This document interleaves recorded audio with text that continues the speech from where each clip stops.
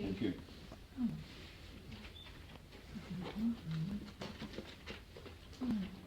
Okay, people who attend my talks have to work. Okay, you don't come here just to sit back and relax. So, can anybody give me a one-liner definition for basic research, which is also called fundamental research? Can anybody in the audience tell me what basic research is, or fundamental research? Any offers? A sort of a one-liner. It's research without any immediate target. Okay. Or expectation. Okay, so it's basically curiosity-driven research. Okay, curiosity-driven research. Now, most of you may or may not know that 4 million animal experiments conducted in the UK in 2013. 25% of those experiments were basic research experiments. Okay? That's the largest single category. I just want to give you an official definition of what basic research is. Okay, basic research is experimental or theoretical work undertaken primarily to acquire new knowledge of the underlying foundations of phenomena and observable facts without any particular application or use in view. Okay, basic research is experimental or theoretical work without any particular application or use in view. And I sit on an ethics committee today, an animal ethics committee in Switzerland, because they won't let me on an animal ethics committee in the UK. They consider me a troublemaker. And I can tell you that it's extremely frustrating as a member of the animal rights community sitting on an animal ethics committee to be powerless when an animal researcher says, this is my experiment. I want to see what happens when I put an aggressive mouse in the same box as a timid mouse, and the aggressive mouse repeatedly attacks the timid mouse. And this is my study. It's pure fundamental research. It doesn't have any application to human or veterinary medicine. But hey, I've ticked all the boxes. And you know what? I've looked for an alternative and I can find no alternative. Well, it's true. There is no alternative to basic research. If your aim is to see what an aggressive mouse does to a timid mouse, or if your aim is to put a monkey in a primate chair and make that monkey press a lever every time he sees a light come on, because you want to see which part of the brain is active when he presses the lever. Ladies and gentlemen, you cannot do that in cell culture. Okay? So let's understand this as an animal rights community, that there are virtually no alternatives. There is no alternative to fundamental research. So we have to try a different approach. We can't start saying, let's fund alternatives to replace basic research. That's a non-starter, folks. That's a non-starter. It's not going to happen. Okay? So to repeat what I said, 25%, 1/4 of all the animal research in the UK last year was fundamental research. But it gets worse than that, because almost 2 million of the animals out of that 4 million total are GM animals, genetically modified animals, mostly mice. Now, most GM animals end up as being surplus to requirements. They're going to be killed anyway, because either they're not enough GM, they're not sufficiently GM, okay, they don't match the criteria of what that researcher wants in that GM animal.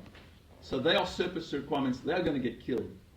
So we have to take the 1 million animal experiments used in basic research, add the 2 million which were bred as GM animals, you then get 3 million. So 3 million out of 4 million, which is 3/4 of all the animal research in the UK, is basic research. So we can't keep barking up the tree and calling for alternatives. That's not the right strategy. Okay, we have been duped for a long, long time, because we as an animal rights community didn't know what fundamental research was, nor does, of course, the general public. Most people, fundamental research is something amorphous, something out there. We don't know what fundamental research is. Now, today, we do know what it is. Okay, it's curiosity-driven research with no claim to applicability. You don't even have to get a result. It's enough that you saw what the mouse did to the mouse, or the monkey did pressing the levers. You've got your data. You publish a paper. Brilliant. And you can build your career on that 10, 20, 30 years. And a lot of university professors have built their careers on this sort of research.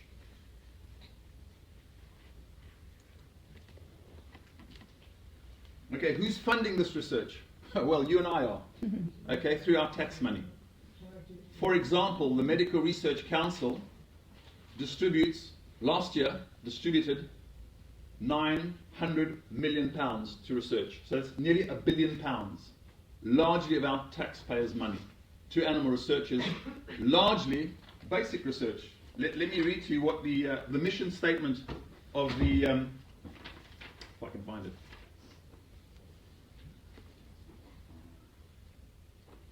Okay, this is the mission statement of the Medical Research Council.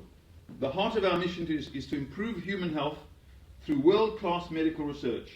To achieve this, we support research across the biomedical spectrum, from fundamental lab-based science, Okay, so you get the picture. Okay, the Medical Research Council is largely funding basic research, which is, professors in universities doing the same thing to animals, very cruel animal experiments, by the way, and getting publications out of this. So we are funding it. So apart from the Medical Research Council, which is our tax money, how else do basic researchers get money? Well, they get it from public donations. The biggest culprit, of course, is Cancer Research UK, okay, which distributes, whose budget is about £500 million a year. Mostly rodents, okay, it's mostly mice. Obviously, people care less about mice than dogs, so it's not an easy sell to the public. But fortunately, organizations like Animal Aid have produced this little booklet. I don't know if you're aware of it, but it's got the list of the 60 animal medical charities in the UK that fund animal experiments and the 80 that don't. So the four worst ones, in terms of the amount of money that they put into funding, supporting animal research, is Cancer Research UK, the British Heart Foundation, I think it's called the British Heartless Foundation, and Alzheimer's and the Parkinson's Society. Okay, so those are the four worst actors, the four bad actors. So if you don't want your money to fund basic research, do not donate to medical charities that support animal research. That's point number one. Point number two, somehow we, the public, need to get onto these panels that distribute funding to animal research and onto animal ethics committees. Not easy. We also need to make our MPs aware of the fact that we as a public are not happy with our tax money being spent on curiosity-driven research.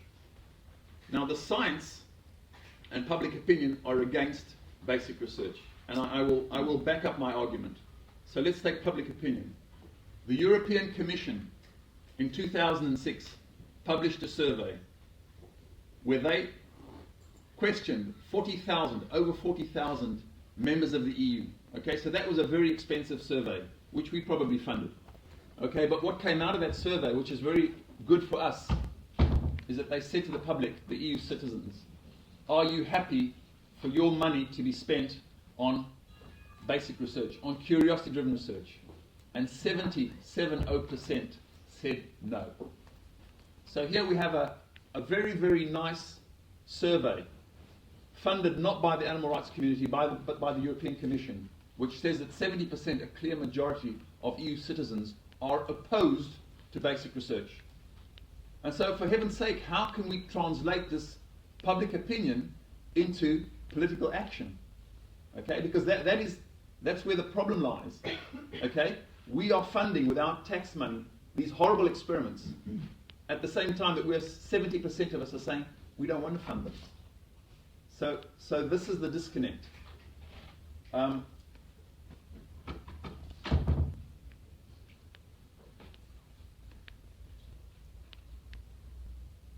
So we talked about how we can cut back or make life difficult for animal researchers, A, by not funding medical charities that fund animal experimentation, and B, trying to get into the system.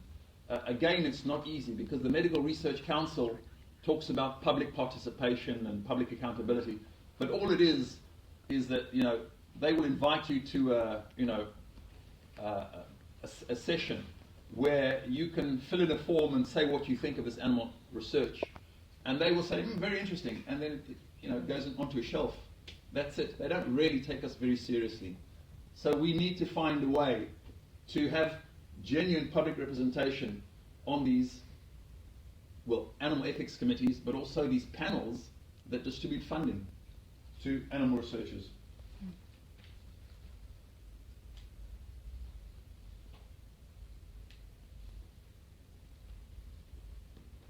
Okay, and the other point I wanted to make was that the science is on our side. Okay, so animal researchers, somebody who wants to do basic research in order to get funding, has to somehow justify it. I mean, if they say, I want to, study mice, aggressive mice, what an aggressive mouse will do to a timid mouse, they won't get funding for that. But at the bottom line of their application, of their funding application, they will say, and this may help find a cure for Alzheimer's disease. Then they get the funding. If they cannot justify it, if they cannot put a line in there to connect the dots between what they are doing and human health, they won't get a penny. So that's what they do. So they cheat. Because basic research says you're not making any claim to applicability. This is just blue skies research. Okay? But they cheat. Because at the bottom of the application they say, and this will find a cure for Parkinson's, cancer, you name it. Just fill in the space. Basically a blank check. When I say the science is on our side, all the reviews that have looked at claims of animal researchers, basic research, saying this is going to lead to a medical breakthrough, this is going to save human lives, well, actually, it don't. All the science shows that the chances of finding some great medical discovery for humans, to save human lives, based on basic research, is around zero. Okay, so there are other ways of doing it. There are more efficient ways of doing it. And this has been going on, this sacred cow, and with apologies to cows, okay? But this sacred cow has been perpetuated for decades. And my job here today is to make you aware, as the animal rights community, as the people who hold the banners, as the people who lead the community, society, calling for animal rights, calling for a stop to vivisection. We need to be educated. We need to know what's going on. It took me a hell of a long time to work this out. So I'm giving you in 30 minutes what I learned in 30 years. All right? But that's cool. So that's the state of the art. Okay, that's the state of play. So we've got a few minutes. I mean, if you want to ask me questions, please do so, because I think it's as important to hear your thoughts and comments as it is for you to hear me. So I've basically, hopefully, made you aware today, educated you today on what basic research is. It is awful. It is terrible. It is 75% of medical research in the UK. Okay, whereas most people think most animal experiments is life-saving stuff or it's toxicology. No, it's not, folks. It's basic research. In this or that guise, okay, either under the guise of cancer research, or under the guise of heart research, or under the guise of, you name it, drug addiction, you name it. Sir? I would agree with you more. I'd say you're 100% right. It's all a load of rubbish, because basically, Asperger's, which is not a mental illness, it's some kind of communication disability. A friend of mine said, he read his son that they're trying to bring out tablets for Asperger's. I'll take this up 1,000,000%. No way, I'm not going to. I mean, it's all nonsense. I mean, the public are so much more aware of the horrific side effects of so many tablets, pills, etc., aren't they? I mean, I'm in medical profession, so is the son of the side effects. I mean, I do feel that the public is much more openly receptive to being educated. Do you? I really do. In my experience, and I've done a lot of campaigning over the years, I find it's a toughie. A lot of animal rights people don't want to address the issue of vivisection because they don't know the arguments. I recently did a British Heart Foundation protest. I put it out on Facebook. I had 3 people turn up. and as I suspect, it's because people don't know the issues. They don't want to face the public and argue the pros and cons of animal research because they don't educate themselves. And I'm talking to the animal rights community. I'm not talking about Joe Dog on the street. I'm talking about people. They're scared. In my experience, animal rights people are scared to tackle issues. Talk about veganism, vegetarianism, they'll go with that. Talk about pet trade, talk about racing, they'll go with that. But vivisection, it's a hard one, and many people just don't want to do it. They don't want to talk about it because they don't understand the issues. They want to make it complicated science. I keep it very basic. Morally, it's unacceptable, as well as scientifically, it's broad. Yes, so the fight against vivisection will be won on the moral and the scientific argument. Not either one on its own. Either one on its own, I think would take 500 years. Both together, hopefully in our own lifetime, we will see this end. But I tell people who do demos, who do info stalls, basically, people will ask you the same 5 questions. You know, if we didn't have animal testing, we wouldn't have, penicillin, cancer drugs, blah, blah. It's the same, more or less the same 5 questions. So I've written a sort of a Q&A, so answers to those 5 questions. And the 6th question is, you're not a scientist, okay? You don't know what you're talking about, why should I believe you? So in answer to that question, you say, okay, but we have scientific consultants, we have scientific people in the animal rights movement. If, sir, you are, madam, you are serious, give me your email address, and I assure you that within a week, we will give you an answer to your question. Most people will then turn away and walk away. But if they are serious, and this person may be a researcher or a doctor or whatever, so you really can't, you haven't got the competence to challenge them or to deal with them. But take their email, you can send it to me, and I'm happy to answer these people because they're not very many.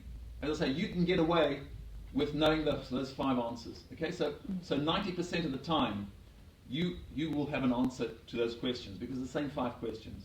And for that awkward 6th question, you don't have to say to them, try and wiggle your way out if you don't know the science. But today, the animal rights movement today is in a far more powerful position than it was 20 years ago because the science is more and more on our side. Even the British Medical Journal is coming out, as somebody mentioned here a couple of months ago, the British Medical Journal editorial started putting a question mark over animal experimentation. So we've never been in such a strong position, and it's going to get stronger. It's going to get stronger all the time. You had a question. Well, I was just going to say, in Cambridge, one of the status of vivisection, we have in the past been a bit worried, but we don't care now, we just do it. But have you got your Q&As on your website, by the way? You can print those off and just hand them out. One of the things that we were planning on doing with AVC when we actually get round to it is providing within the stall kits a real good Q&A leaflet that will really help people answer those questions. I will give it to you, and you put it on the AVC website. Yeah, and we can make that for download, and we can send it to people. Then it saves a lot of talking. Yeah. Because we still get it, and our approach is somebody say, well, my mother had breast cancer, and she's all right now. Joan's approach is always to say, well, I'm so pleased. I'm really pleased for you, and then get dialogue with them. It's the researchers who've got a lot in Cambridge, obviously. They're the ones that are more difficult to challenge, but we don't have many of those at the moment. But what you will notice is again that the animal researchers want to keep this debate as superficial as possible. They do not want a serious scientific debate because they are terrified. They are terrified they will lose. And I can't tell you how difficult it is to get into universities for a debate. I mean, no animal researcher wants a debate in front of their own students in the safety of their own university. So, what's the relationship between degenerative diseases and meat eating in statistical terms, if you have any? Are vegetarians or vegan diets historically less prone, as in the Ayurvedic and Tibetan Chinese systems, less prone to degenerative and caustic disease than the Western diet, which is like creating an inbred academia for a degenerate carnivorism? Is there a relationship statistically between those two groups? I don't know if such a study exists. Do we need to test an animal to find out? Certainly not, because we are all different. We are all different here. So, I always say that you can blame about 5% of your disease problems on your genes. That's it, between 5 and 10%. 90% is your environment and your lifestyle. So today, thanks to the science of epigenetics, you can't even blame your bad genes anymore because you can actually modify your bad genes through your lifestyle. So, there's no excuse anymore. We are pretty much the masters of our own fate when it comes to health and prevention. Okay, we're talking about preventing degenerative diseases, etc., etc. Prevention, which is, of course, almost a dirty word in the pharmaceutical industry and Western medical circles, etc. So, yes. Curious about this basic research. I mean, given so much money goes into it, do the sponsors of this, do they not want some kind of cost-benefit analysis or just understanding of what they're getting out of it? Excellent question. So we're hearing here, is there no cost-benefit analysis? Well, according to the Home Office, you can't really do a cost-benefit analysis because you're comparing apples and oranges. Still get side effects. How do you measure animal suffering against some purported future benefit to humankind? You cannot. It's almost impossible to do a cost-benefit analysis. But the point is, and this also refers to your question, for every pound that an animal researcher gets for his researcher, his institution usually gets another pound for admin costs. So universities absolutely love research grants. They love them because they know that they're going to get a pound for every pound that the researcher gets. So if a researcher gets £200,000, and this is not a wild figure, by the way, okay, this is a realistic figure. For 4 years, doing research on mice, a researcher will get a nice £200,000 donation grant, and some of that will go to their admin. So it's a win-win situation for the university and for the researcher. So no university is going to turn down basic research grants. For them, it's an important part of the income. So I didn't mean just the animal suffering because I know it's hard to quantify, people not value it, but just generally in terms of the money as to how it's helping the human health. I mean, how do they do this? Okay, so we are now 2014. Only now has the new legislation, which is the new European directives, which oversees animal experimentation. Only now has it come up with a concept of retrospective analysis. Only now, 2014, and it only applies to experiments done sort of last year. You can't take them back. There's none of that. So and I'm sure that's just an academic exercise. I'm sure they're going to just make us run around in circles. So they're pretty much keeping the status quo as it is. There was another question somewhere. Sir. I'm thinking of the politics of it. At the moment, the Home Office Minister who supervises this subject is Norman Baker, yes. who has a tradition of anti-vivisection. Yes. Who's probably the best person we've ever had yes. in that office. Yes. Do you think he's in a position to make any difference? He's certainly sincere, I would say. He's in a position to ask embarrassing PQs in Parliament. He's in a position to do certain things. I think he knows where the red lines are. But as we speak, he is being approached. Yes, we're certainly going to try and make as much, get as much goodness out of Norman Baker as we possibly can. But he knows the limitations. Yes. His secrecy, his secrecy conversation, his secrecy clause. Where are we at with that now? Because I can't find any more news on what he's decided.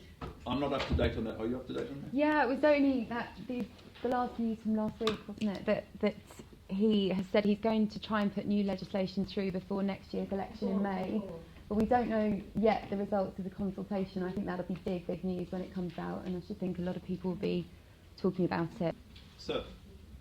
Does animal research go on at every university, or is it just those that teach medicine, say? Well, no, you don't have to teach medicine. You can teach science, biology, zoology, all of those things. I would say that 90% of all animal experiments at universities are basic research. So the universities, they excel, in inverted commas, when it comes to basic research. So students could at least take that into consideration when they make their applications? I would say that the system weeds out compassionate students because, you know, students who see what the curriculum is and whose lecturers won't let them, you know, get out of it, normally won't do that sort of thing. And I find it very, very challenging for students who have chosen to go down the path of animal experimentation, even first-year students, because to them, their lecturer is God. And how dare I challenge what their learned professor is telling them? So once a student has decided to go down that path, it's not easy to change their views. Okay, thanks very much. Oh, thank you.